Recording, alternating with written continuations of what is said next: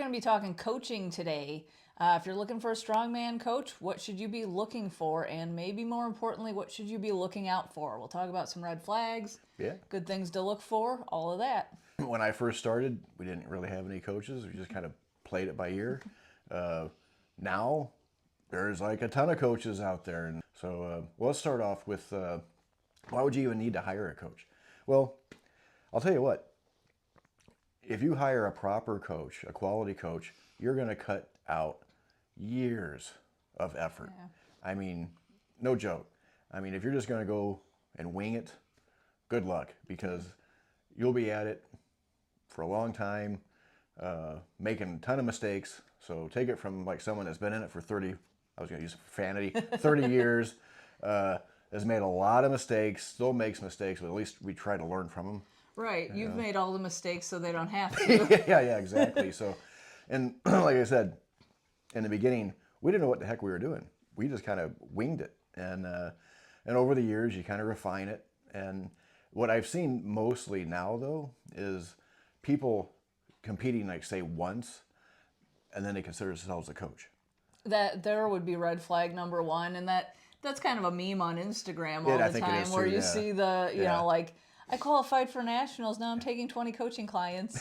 You know, it's people who just don't even have any idea what they're doing, but they're willing to call themselves a coach. I mean, how long did it take you to call yourself a coach? Only 20 years. Maybe too long, but... Yeah, it only took me like 20, 25 years. And then I actually considered myself, you know, a coach after that. So long internship. But, yeah. So one of the big red flags that we have seen people talking about lately, and it actually came up with somebody that we know, is the falling into the influencer marketing trap. Oh boy. So the situation that we know about, someone we know had found a person on Instagram that he followed, and he really liked the guy, and he seemed like a cool guy. He's in good shape, and he's selling one-on-one coaching. And so, you know, he sends a DM to him like, yeah, this sounds great. I want to be involved in this whole thing. Get one-on-one coaching from this guy. Very expensive, I would say. I believe like $2,000 for a 90-day program with this guy. But he really felt like, hey, if this guy's going to help me out, and like, yeah, let's do it. So I would say with that, one of the big red flags that, you know, I wouldn't have known to look out for either. First things first, he gets in touch and you're talking to the sales team, not one-on-one coaching guy. And then it's another assistant who's asking you different things to work out a program. And pretty soon he's finding out the guy's calling him by the wrong name, and he's getting him confused with another guy of the same name. And when he's kind of asking some questions, he gets a response back that has ChatGPT at the bottom. Because he's not only too lazy to correspond with people, he's too lazy to crop ChatGPT off the bottom of it. Classic. And this is not like a one-off kind of thing. I mean, I've seen several different videos with this problem happening with a lot of different influencers, because at a certain point, you just, you know, if you have 600,000 people or millions of people that are following you, you can't one-on-one coach thousands of people, hundreds of people. It's impossible. The quality is really going to go down. They'll sell you on like, well, you get a group call with people, and, you know, somebody on the team will make your program and all of this stuff. Am I saying that's necessarily a bad thing? No, but also, like, what are you really looking for in a coach? Because if what you're wanting is somebody to get to know you and work with you and answer your questions and make you up a custom program for you, for your goals, for your injuries, for the equipment that you have, you are not going to get that from somebody who's coaching hundreds of people in huge groups. And it's a lot of hassle to deal with. Yeah, I mean, it's the marketing is superb with some of these influencers. I mean, they really hook you in. I mean, they, you know, man, that person looks cool. Yeah. You know, they're riding motorcycle. The one guy that we were discussing was, we're not going to name any names. I don't want to poke at anybody, but you know, he was really big in Christian values, which is great. You know, it's great unless you're using it to manipulate people. That's true. And if you divide 2,000 by 3, you know, for each month. That's $666. So that might be a big red flag there. Full disclosure, we are developing a coaching program. I've been in the game for 30 years. You've been in the game since what's like 2018. Yeah, somewhere around So there. we're not just run of the mill, fly by night. Hey, we've done one contest, now we're going to coach. Right. I've done hundreds of meets.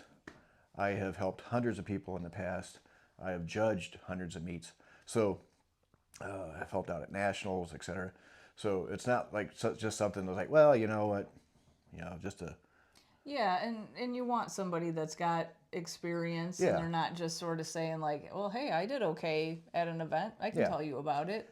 When you hire a coach, you want to find a really good fit, and these people that are the influencers, man, they know how to hit the marketing strings for sure. Because you go to their, like that one guy, he's got like, I don't know, like a ridiculous 5-hour morning routine and a 4-hour evening routine. Yeah. And he actually works like 45 minutes out of the day, and and I don't know. I just, come on. It's like, that's really ridiculous. I mean,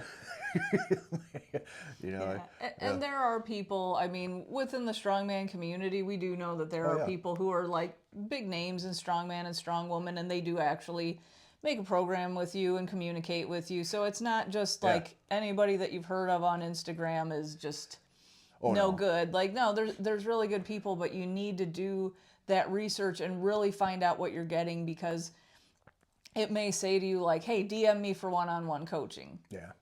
They don't have any intention of doing one-on-one coaching, and I don't think it's right to say that personally. I mean, if you have a group and coaches and assistants and all of these things, like, that's not one-on-one. Like, with us personally, if Tony's your coach, that's who's reviewing your videos, that's who's responding to you. And even if you send us a comment on YouTube, on Instagram, if you send us an email, like, this is who's responding to you. It's one of us. That or the dog. Yeah, or the dog. It might be the dog. He's actually the brains of the operation.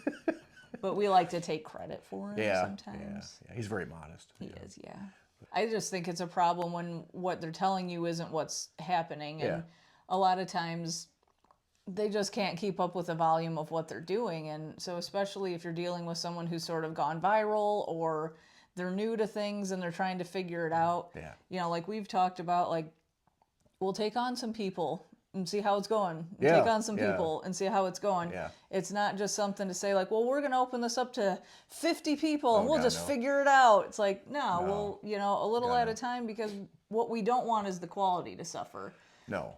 Right now you can review videos and take notes and change things up and do all of this stuff. If you have 50 people, can you? No. If you have 100, absolutely not. No. And you're just not going to get the same quality with somebody who's taking on a ton of clients. Yeah. Like, personally, if we're experimenting with it right now, but if it gets to the point of where I feel as if like the quality is going down, I'm going to stop taking anybody. It's 'cause I really want to help out people. You really want to help out people. The dog really wants to help out people.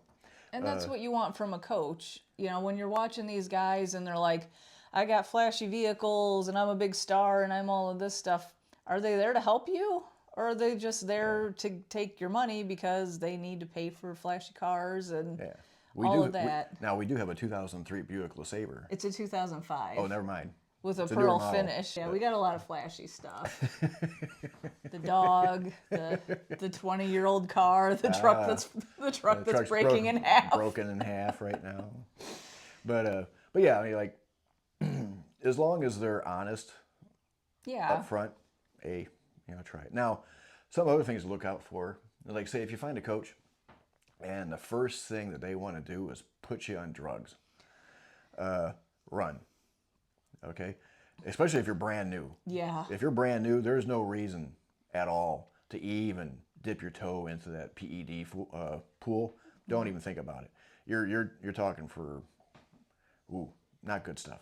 So that might be a thing for another video. But yeah, we have heard that there are a lot of coaches out there that's their first thing. What are you taking and what can we get you on? Yeah. It's like, that's not good.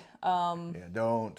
I mean, unless that's really what you want. I say, but you really have to consider like the health ramifications down the road for stuff like that. There's a lot to think about, and I wouldn't just put it out to someone else to tell you that like, oh no, this is fine, this is a good idea, and you haven't done any research on it. I mean, here we're not ever going to tell you to take anything. No. And No. Well, for one, we've never taken anything, and we wouldn't know how to take anything. No. So we wouldn't want to give you that information. Well, yeah, go ahead and do this and that. No. It may also be something for you to consider that if your coach is programming for a lot of enhanced athletes, if you're not an enhanced athlete, That's true too. they may have a hard time programming for you. There's a difference between how you're going to be able to recover.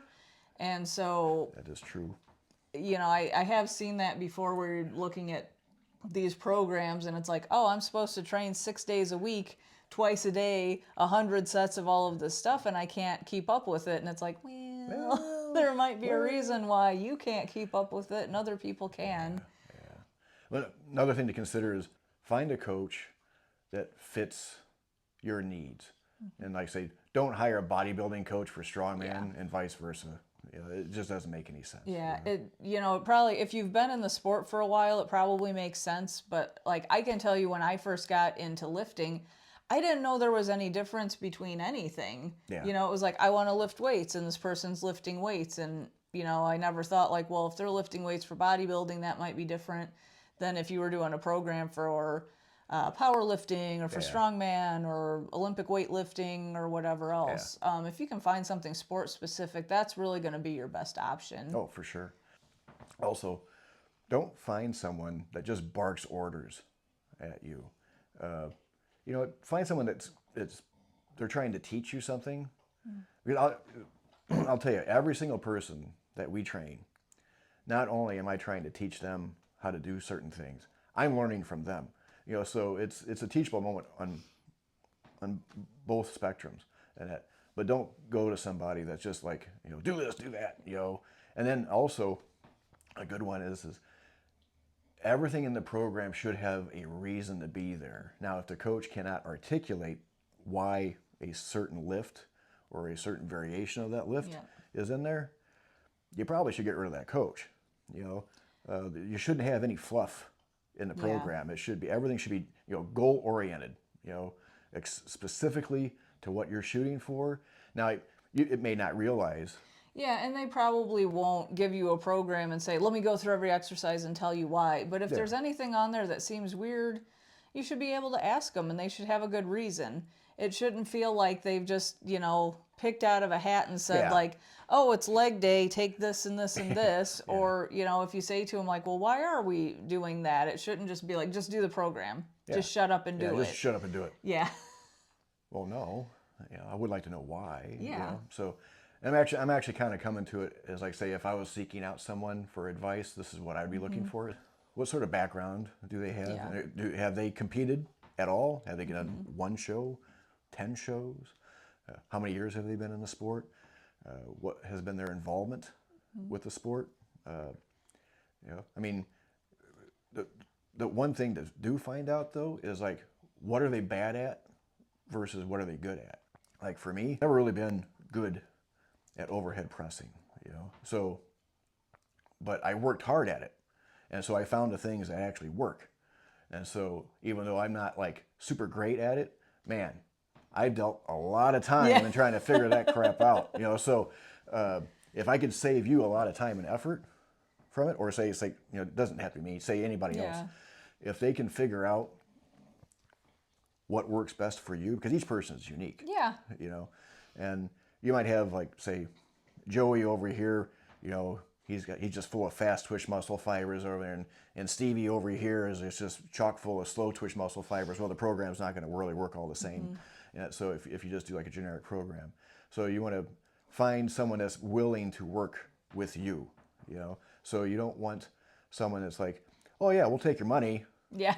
And we'll shoot you out a program, and then we'll listen to you like maybe once a month on a conference call or something, you know, maybe a group chat that you'll never ever be able to get any answers from. Yeah. But now, say you find somebody, all right, be realistic with your goals. Yeah.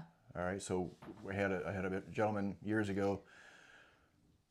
He asked me to write him up with like just a 4-week program, something simple. I'm like, all right. And so after the 4 weeks, I went up to him like, hey, how did it go? He goes, it's okay. I'm like, what's wrong? He goes, I only gained 20 pounds on my overhead. I'm like, oh. I'm like, hell yeah.